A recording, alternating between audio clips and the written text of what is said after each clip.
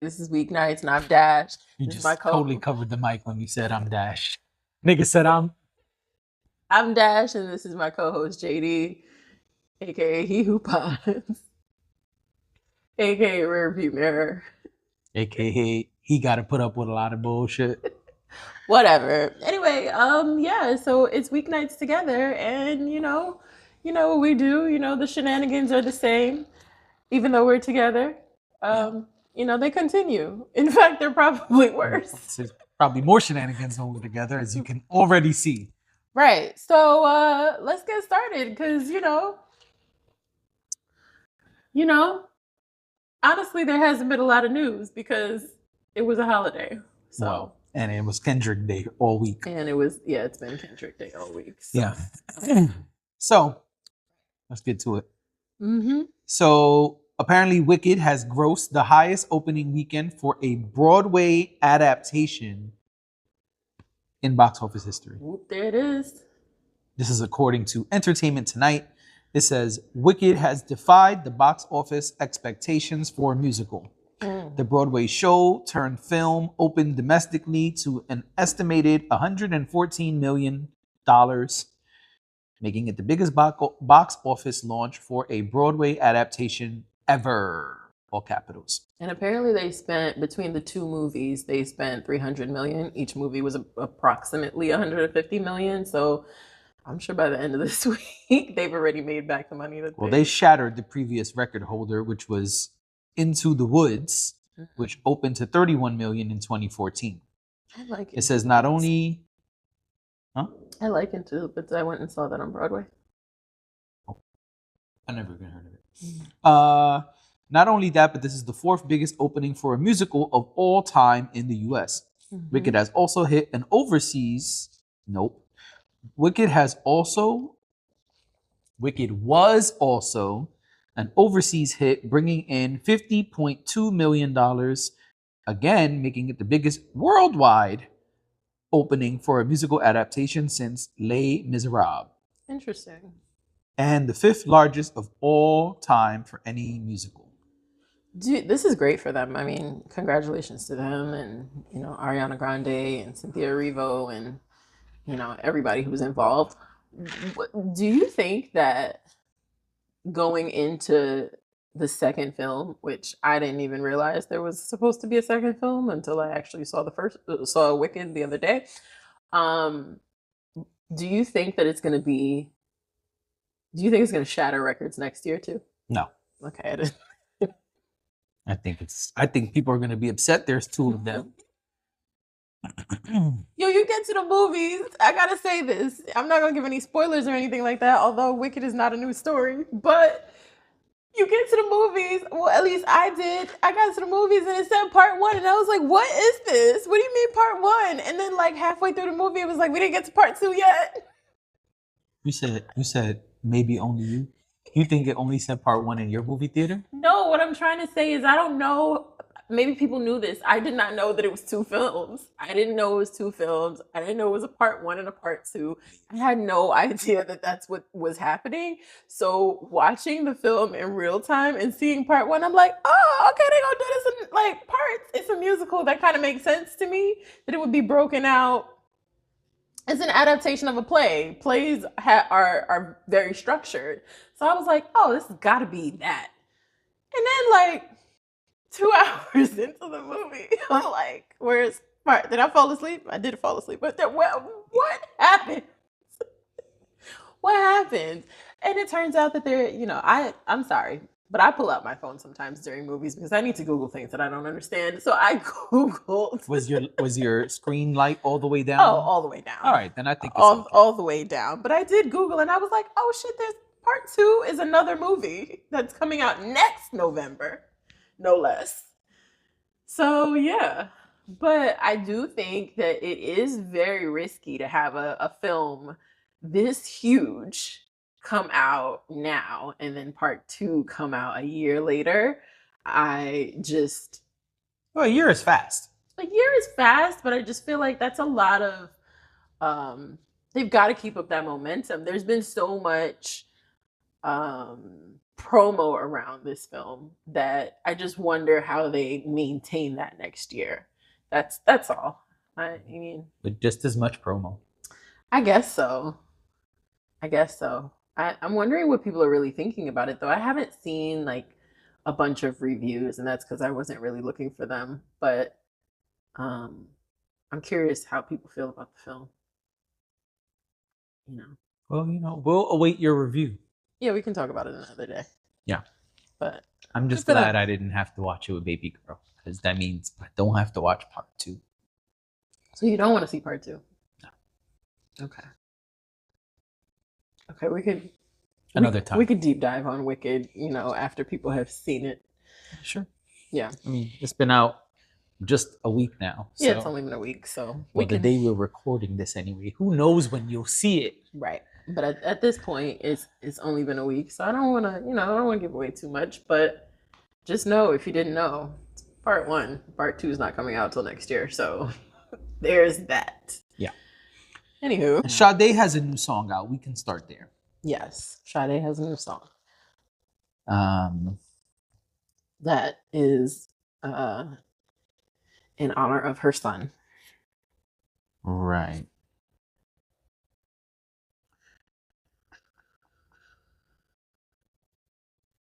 Is it on her Instagram? It is.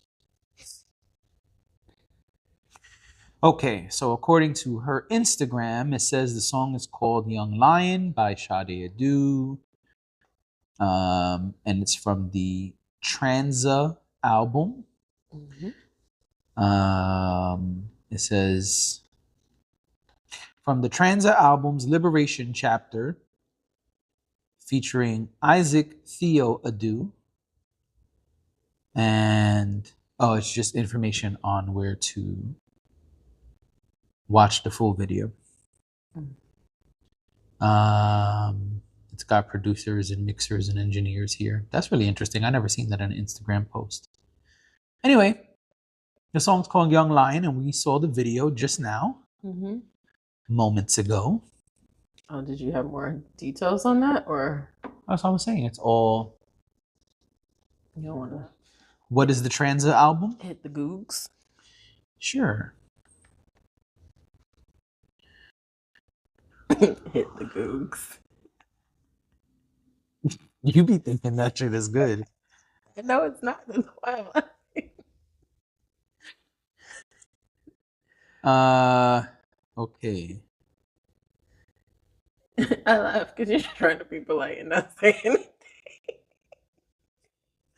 When really you want to say stupid. Yep. Okay, this is from Vogue. Vogue says Tranza, a new concept album featuring Sade. Okay, a lot of people. I'm not naming all of these artists. It says is a timely celebration of trans life. It says when Red Hot name producer Dust Reed and artist and activist Massima Bell began putting together the ambitious concept album Tranza in 2021, they couldn't have imagined that its release several years later in November 2024 would coincide with the re-election of that guy. And not unrelatedly, when you said it, I was like, huh? That's what it says. I did not. It says it right there. What's that say? Unrelatedly. And not unrelatedly, one of the bigger spikes in anti-trans policy and rhetoric in recent memory, now to listen to the project, which features more than 100 artists, I'm not naming these names, feels like a small yet potent act of rebellion, holding up the creative genius that trans, non-binary, and gender non-conforming musicians have been offering to the world for generations. All right, so they did an interview. Oh, okay. I was going to say, is there anything about Sade specifically being involved with the project? I know we talked about it a while back. And as far as I know, her son identifies as trans, if I'm not mistaken. And that was the reason why she wanted to be involved in it or got involved in it. I got right here one of the questions. Perfect. There are so many incredible collaborations on this album, but I have to ask, what was it like working with Sade on one of her first releases in years? It was such an incredible experience to receive that music. I think it was really special in the way that it happened too, because it came about as a result of a lot of people holding out their hands in trust and passing along a message, which was originally from this letter that I wrote specifically to Sade, expressing how meaningful I felt it would be for her as the singular musician that she is, and as the parent of a trans child, to sing in whatever way she wanted to express her support publicly for her child. We delivered the letter through, all right, who cares? Ooh, they gave it to a longtime collaborator of Sade and member of her band who's contributed to Red Hot projects over the years, and she was down to just deliver this letter to her. She was really touched by the letter, and literally in writing it, I was like, if you want to just like say a few words, it's totally whatever you'd like to do. She wanted to contribute this song, Young Lion, that stemmed from a letter that she wrote to her son, Isaac, on his 21st birthday. When I first heard the song, I was immediately in tears, and it was such an emotional experience because it is such a powerful message of love and acceptance to her son. It also begins with an apology, which I think is something so powerful and something that a lot of parents have trouble with, particularly the parents of trans kids who should know that it's okay to say, hey, I'm sorry, I should have known, and acknowledge this. And to do the work to heal, it felt like such a huge gift from her, and she'd been really giving throughout the whole process. Done. With that question. I'm not reading more. No, I don't think you should. All right. I just wanted to make sure that, you know, we acknowledge that part of it. But so we watched the video. Yeah. The video is very nostalgic in the way that it's storied. There's a lot of like home videos, and It's all home video except like one small piece. yeah. I thought it was cool. It's like it was an interesting retrospective of, I guess, her son's childhood. And I think it's really, I always think it's cool when, you know, people who are famous use their celebrity for good. And this feels like that. She doesn't have to. Yeah, it's her child, and so she's motivated by that, but she really doesn't. She could just continue to go about her life and, you know, not be involved with things like this. So I think it's pretty cool that she aligned herself with this sort of project. It's a good reason to make some music, I think, for someone who hasn't really been releasing music in a while. So I thought it was cool. I thought the song itself was beautiful. Agreed. I mean, but I expect no less. It's really hard to like say anything bad about Sade because it's Sade, and she don't really miss like that. Like that's not a common thing. And maybe it's a good thing she doesn't release music that often, because maybe then we'd have more to say about that. But I feel like it's always very thoughtful, always very intentional, and always very good. She sounded beautiful. She looked beautiful in the video. And yeah, I don't have anything bad to say about it. I thought it was, I think it's a beautiful concept. And I think it's a beautiful song. Yeah, I mean, I think it's cool that Sade and Isaac allowed us to see so much. This is home video from years and years ago, obviously. And it's deeply personal. Right, and that's where I was going next. It's really interesting to see something so personal from Sade, because we usually don't get that. Mm-hmm. This is kind of the opposite of what we normally get from Sade. So I thought that was really cool. We see her multiple times with baby Isaac, and we get to see them going through different phases of Isaac's life. One thing that caught me a little off guard is the audio. They let the home audio play over the song. I didn't expect that. I'm not complaining. It just caught me off guard. I don't think it's good or bad necessarily. Just usually when you see those kind of music videos, they mute it. And so it's interesting to me that they allowed us to hear Isaac's laugh and giggles and stuff like that throughout the video. Yeah, and I think it was, I think maybe it was important because of some of the things Isaac was saying in those videos. So there is one part where he says, "I'm the brother." So I'm gonna assume that maybe they, wanted to show us his progression and,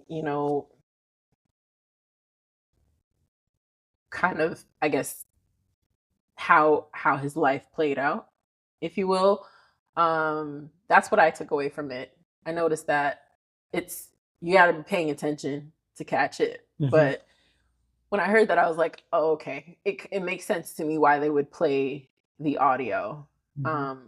I mean, those key ones I understand, but even like the giggles and the laughs later on, I thought that was interesting that was kept in. Maybe because it humanizes him too. I mean, who knows? I don't know the reason. I'm not complaining. It just is interesting to me that they purposely kept it in. Yeah. Because that's the opposite of what you see in a lot of these videos. Even like there's a really famous Eminem song where it's all home videos too, pretty much, and it's muted except for like one part where they pause the music.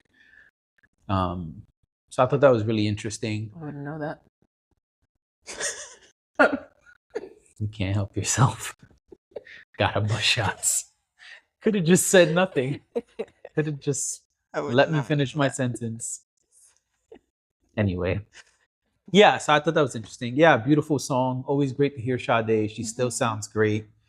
And I like this better than the last song we got from her, from A Wrinkle in Time. I think this one's better. Okay. Yeah. I dig it. Yep. Well, speaking of musicians. Yeah.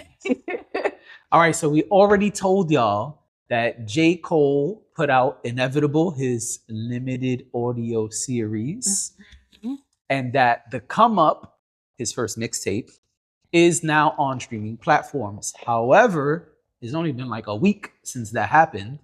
And since then, he has put up not only The Come Up on streaming platforms, but also his second mixtape, The Warm Up, which is, if you know his story, he was finishing that when he got signed. And then just, I don't know, 2 days ago, yesterday, something like that, when we were recording this, J. Cole also put up on streaming platforms Friday Night Lights, which is his third mixtape, and it's like revered. I think the second one is too, but hey, whatever, you know. Yeah, so this is a big deal. You first. Me first? Because he was about to say something. No. Oh, I forget you then. So yeah, it's a big deal. We have seen some artists begin to put their mixtapes on streaming. Wayne has done it. Travis Scott did it recently. Future did it recently. I don't want to hear Lil Wayne's name for a long time. And so this is interesting to see that J. Cole was able to go back, get all this stuff cleared, because a lot of it in mixtape era was rapping on other people's beats. And so that means you got to get clearances for those types of things to be able to put them up. So I think this is really interesting. I think it's really cool that he was able to get those things done. And yeah, I'm loving it. I mean, I'm very excited to be able to bump that music on the DSPs because of the way that it worked before, like on Spotify or whatever. Tidal had them. I don't know what the arrangement was, but Tidal had them. Okay. I don't know if they were taken off at some point, but I remember a couple years back when I was using Tidal a lot, they were up there. I have never had Tidal. I had it for a little bit. Interesting. Yeah.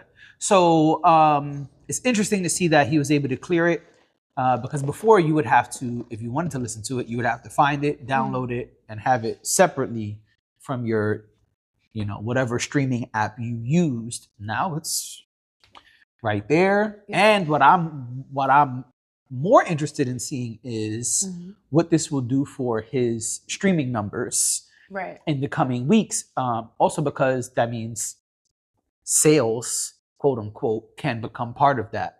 Because now that it's up there, we know X amount of streams equal a sale. And so yeah, maybe some of those older records will go platinum or what, or gold, or who knows? Maybe.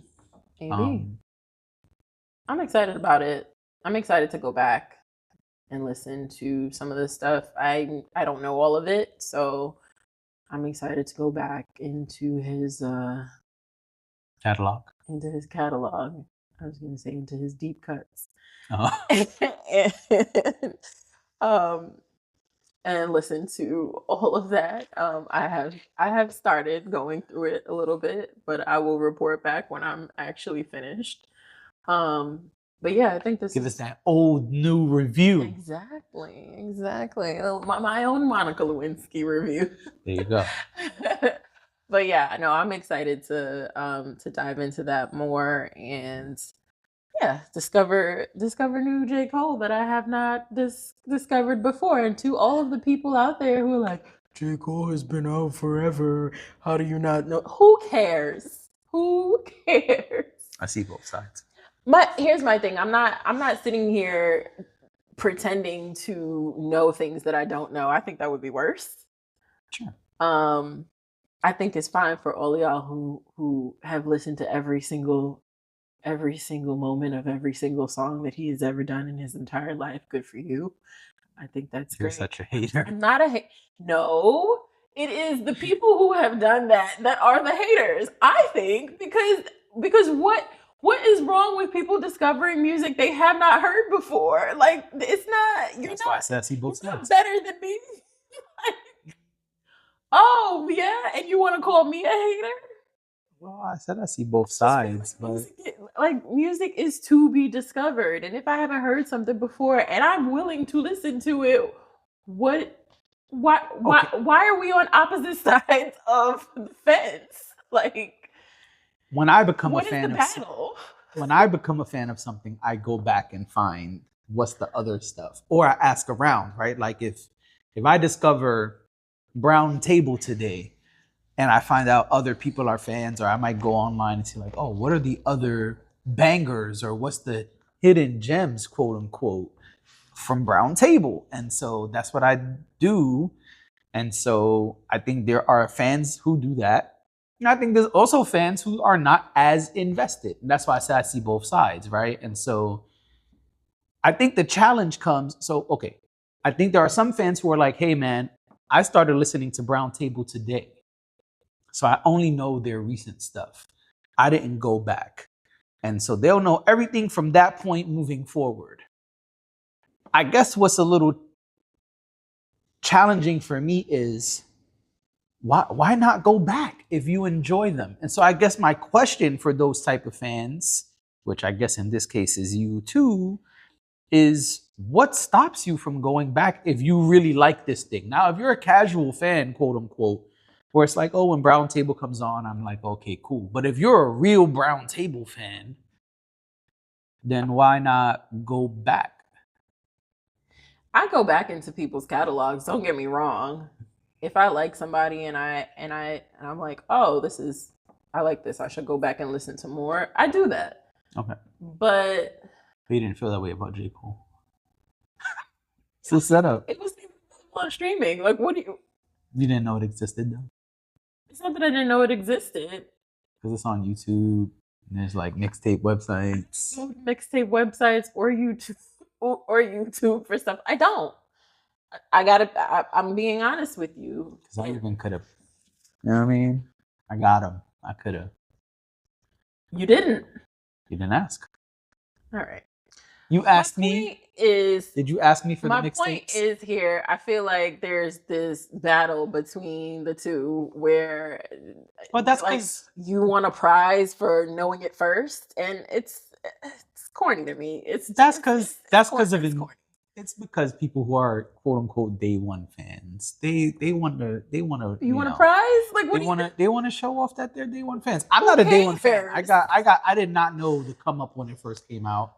I got put onto J. Cole when the second mixtape dropped, when the warm up came out. And so some people say that is a day one fan. I don't think so, but I think you can be a huge fan and go back, and I don't think there's anything wrong with that. I do that all the time. Like I didn't listen to Rakim when he was putting out music regularly. I didn't even listen to hip hop at that time. And so when I found out about Rakim, I was like, oh, okay, let me go do the science, as he would say.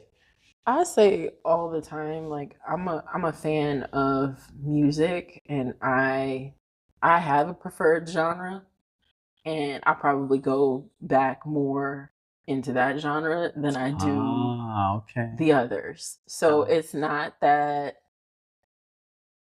if it's not on my radar, if it's not right in front of me, then it's at my leisure. I don't.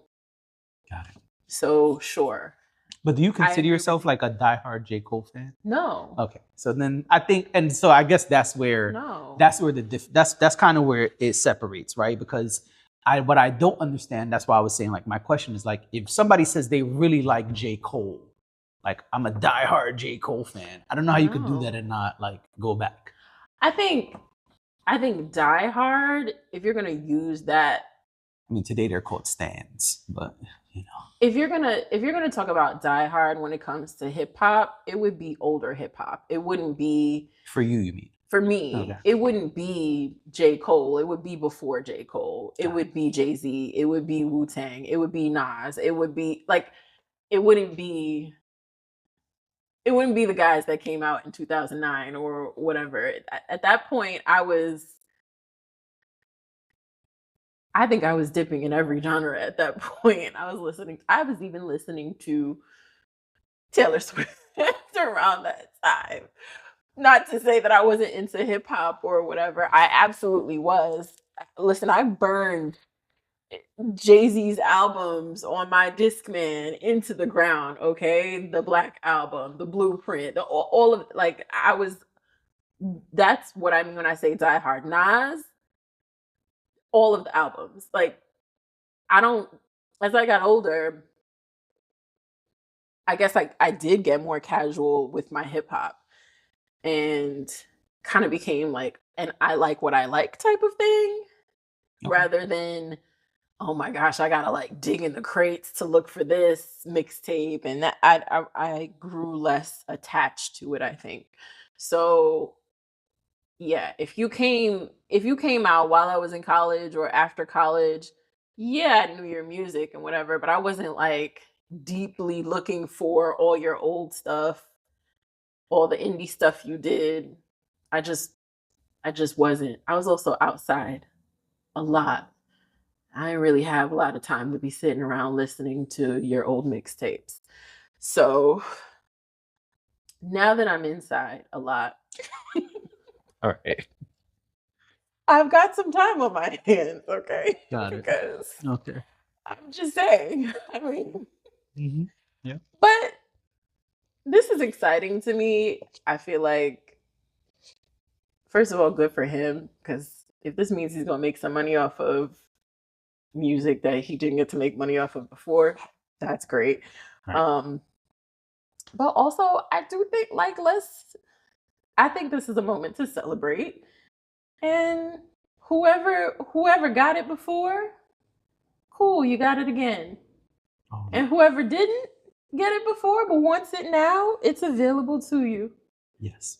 That's where I'm at with it. The other thing I think is cool is there are some things that are kind of tied together that if you never heard the mixtapes, you don't really know. So like even J. Cole's first album, a couple of those songs, I want to say like 4 songs are from the mixtapes. And then like one of the first songs on that album is called Dollar in a Dream 3. 2 and 1 were on the mixtapes. Got it. And so you kind of get to see how that progressed if you have the mixtape versions. Yeah. Oh, and all the people who love Port Antonio, they can now go back and hear him rap on Dead Presidents both times before he remixed the Dead Presidents beat. Right. So this is a win all around. I don't want to hear the battling about who heard it first. Who cares? Oh yeah. But I mean, just go listen to it. because everything I've seen, like if you look under his, I know how you feel about comments, but I look at them. Whenever you look under his comments, you look under like YouTube comments or whatever, and people are like, but this came out, blah, blah, blah, blah. So what? Why are y'all mad? What are y'all mad at? Yeah, I don't It's understand. a weird thing. I don't understand what they were to be mad about. It's music. It's okay. Like, music is supposed to stand the test of time. It's okay if he put it out there now and there's more people to access it. I don't see anything wrong with that. And I don't understand why you have a problem with those people. I get the thought of people walking around and acting like they understand something that they don't. Mm-hmm. I get that. I get the frustration with that. I also get that a lot of times people don't reach back and speak on things that they don't fully understand. That makes sense to me. But just on some, hey, I was here first. It's like the people who comment under under social posts and put First comment. What's wrong with you? What's wrong with you? Who cares? Who fucking cares? I'm gonna start doing that. I'm gonna just start putting first. Are we, I'm just gonna put I'm gonna just put the number one. are we children? Like, I'm gonna start doing it. What do you get? What's the prize? Being first. I don't understand. If you ain't first, you last. Ricky Bobby. Like, did you get beat up in school? I just don't understand. Were you bullied? Anyway. Hey, you gotta blame Ray J. I'm not doing this with you. I'm not doing this with you. There was a whole I hit it first movement. I'm not doing this with you. Right. Well then, we can. To Ray J, and I hope he's doing well. That's all I have to say. Yeah. Ladies and gentlemen, thank you for joining us. This has been Weeknights. We will see you on Monday. Bye.